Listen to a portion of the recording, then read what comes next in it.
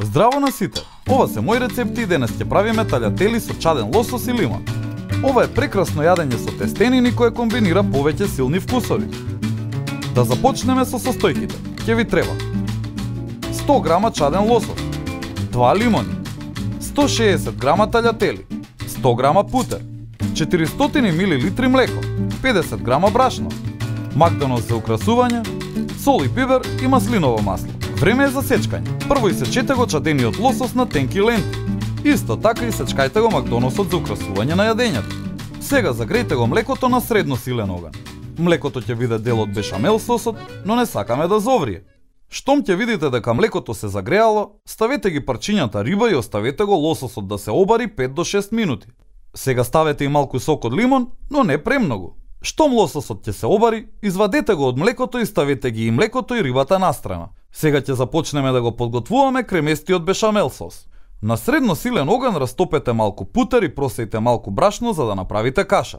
Кашата од путер и брашно ќе биде основа за бешамел сосот. Убаво измешајте ги пред да почнете да сипувате млеко и полека да го правите сосот. Сакаме да избегнеме создавање грудки. Запомнете, овој сос е полн со вкус од лососот и подоцна ќе го пренесе тој вкус на чадена риба и на тестенините.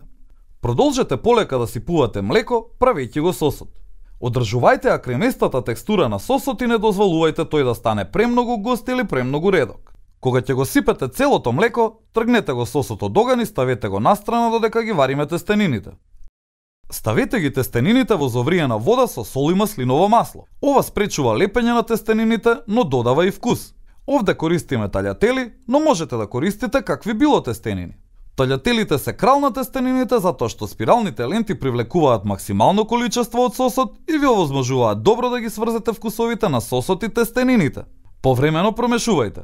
Откако ќе ги сварите и исцедите тестенините, прелите ги со сосот од тенџерето и ставете го лососот. Исто така ставете сок од лимон и кора од лимон и измешајте ги сите состојки.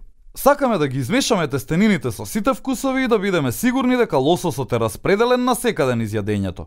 Време е за сервирање. Сервирајте ги тестенините во средина од чинијата. Постои природен сјај од сосот врз тестенините.